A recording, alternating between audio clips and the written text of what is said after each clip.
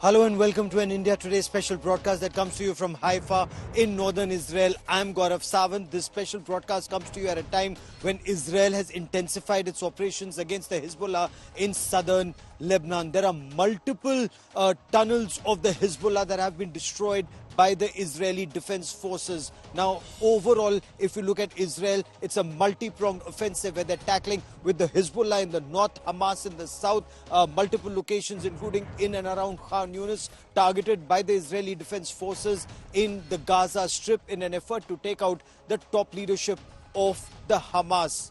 In midst of all of that, there's also the adversary or the enemy within. There's a big story that we're getting to you on this special broadcast where the chief international spokesperson of the Israel police has spoken of how Iran is trying to subvert elements within this country, individuals in this country, to try and target the country from within. I'll get you much more on this big story. But first, let's focus on what's happening in northern Israel. While a major part of this area has now been completely cordoned off and it's now only a designated military zone, the Israeli Defense Forces are moving in deeper inside southern Lebanon. They've earmarked an area and they're moving forward inch by inch as they intensify their operations. The effort is to take down a maze of Hezbollah tunnels that were used to target Israel, especially northern Israel. In just a moment from now, I'll get you images of the IDF spokesperson, Rear Admiral Daniel Hagari. He actually went into one of these tunnels after the Hezbollah had been decimated in this area and pushed back even further. That's the strategy that the IDF is adopting to push back the Hezbollah as much as they can and create a buffer zone all the way to the Litani River, a task that's easier said than done. Listen in to Rear Admiral Daniel Hagari, the spokesperson of the IDF, as he takes you through a maze of these Hezbollah tunnels now being destroyed by the IDF. We're now in a Lebanese village, a Shia village in Lebanon. This village is one of the villages close to the Israeli border. I want to show you a Lebanese house, a Lebanese in a Shia village house close to our border. Every house is a terror base. I wanted you to see in your own eyes what we found here today. This is our forces raiding on this village. Come with me.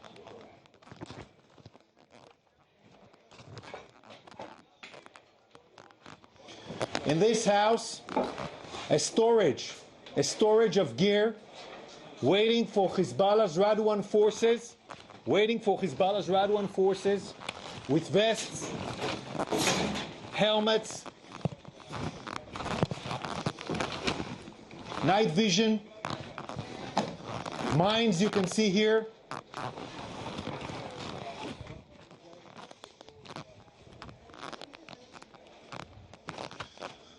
Already, all of these weapons here were stored and piled in the house, ready for the big raid. The raid plan called Conquer the Galilee.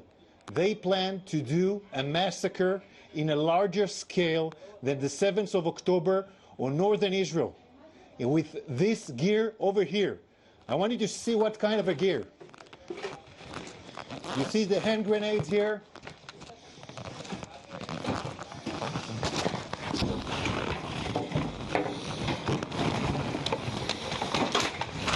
Sniper rifles, extremely high sniper rifles, shooting on our forces, shooting on our civilians from far away. Look at those sniper rifles here. All was ready for the raid. Explosive RPGs here.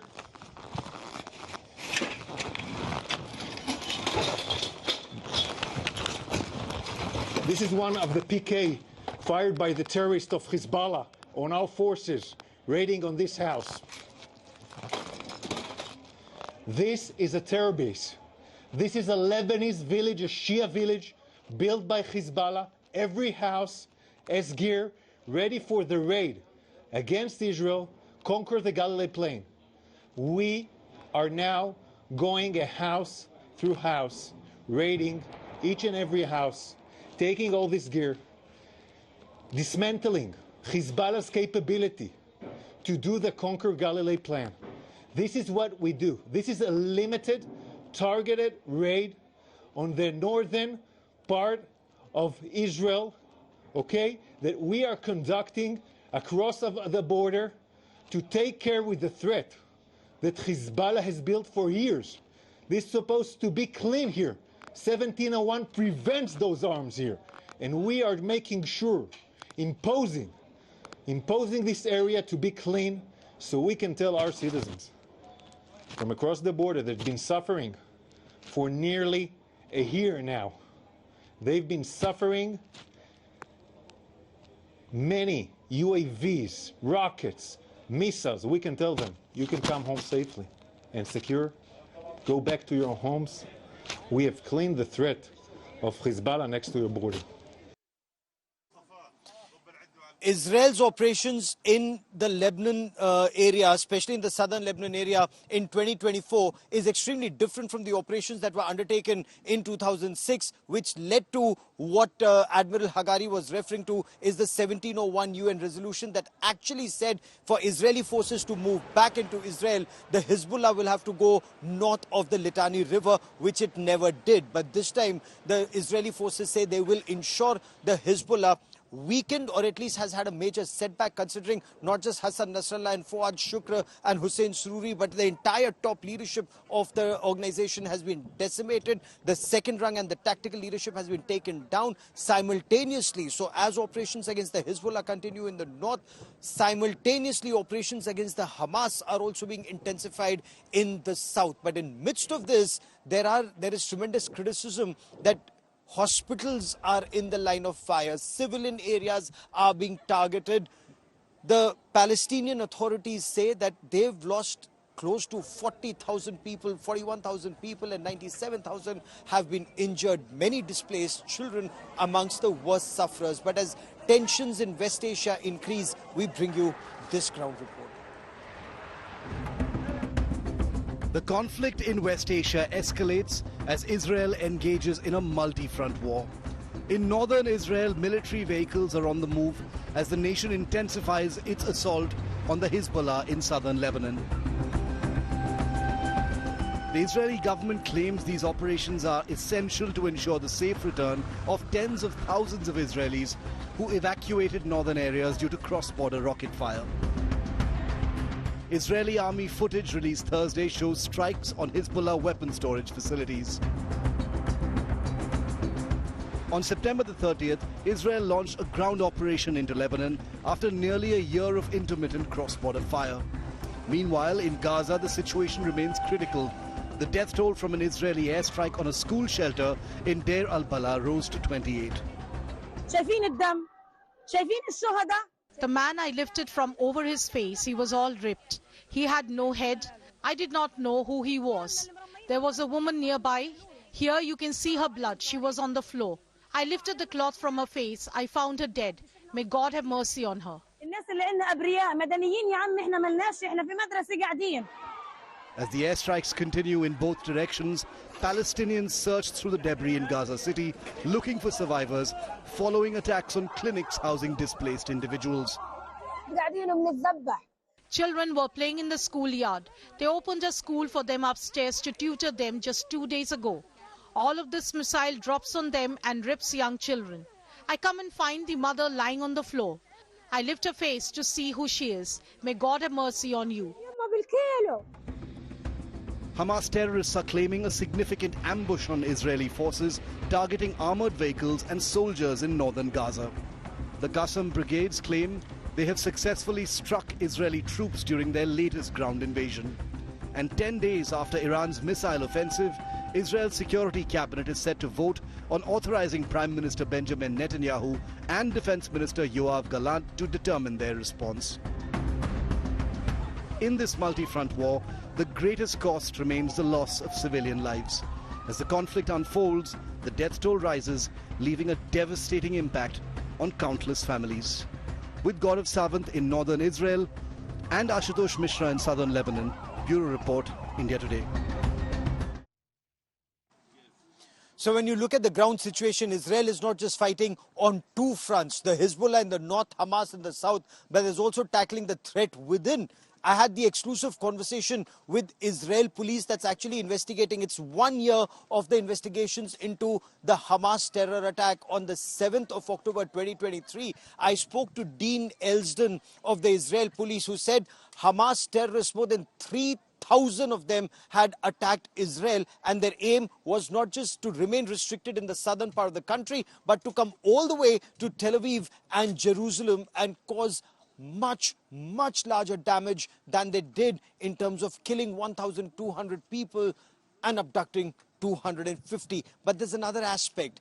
Iran, according to the Israel police investigations, is trying to subvert elements within Israel to target the country from within. And that remains a major threat, whether it's in terms of providing information, including GPS coordinates of military locations, sensitive areas, vital assets and vital points to Iran. And remember, missile strikes were eerily close to the Nevatim airbase and multiple other locations, including the Mossad headquarters in Tel Aviv. But also in terms of providing intelligence, and in some instances, there have been at least 3 since that missile attack, 3 instances in the past 10 days of people within this country targeting people of this country. That's perhaps one of the biggest threats, whether it's something that happened in Beersheba or in Jaffa, or very recently, not very far from where I am, in Haifa, when Israeli Arabs are alleged to have targeted residents and citizens of this country. I get you this India Today exclusive.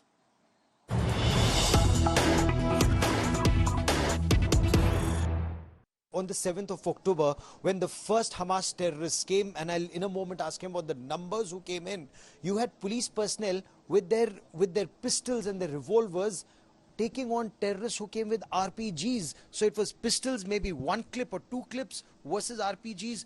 How many terrorists came in? What kind of weapons did they have? 1 year down the line, what kind of evidence have you been able to gather? So we knew that it was an extensive arsenal on that very first day, but nobody would have imagined the level of weaponry that the terrorists infiltrated Israel with.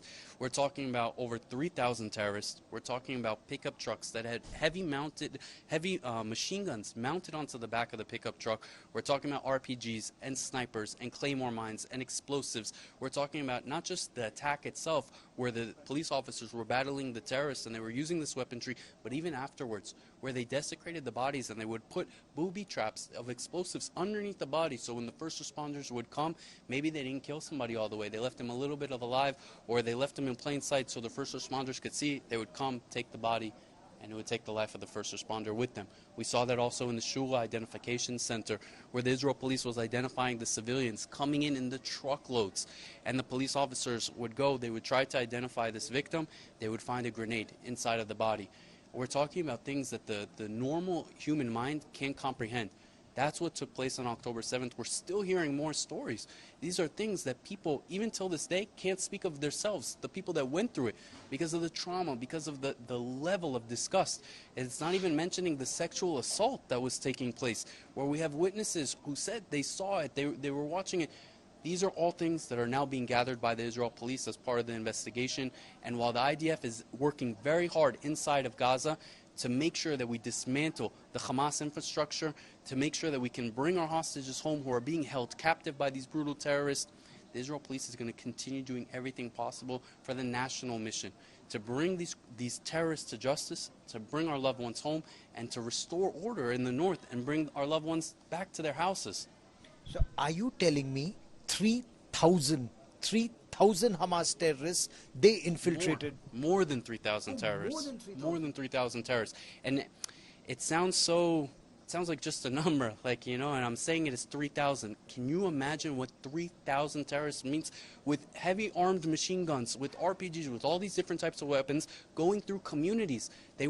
It's not a battle of an army versus an army.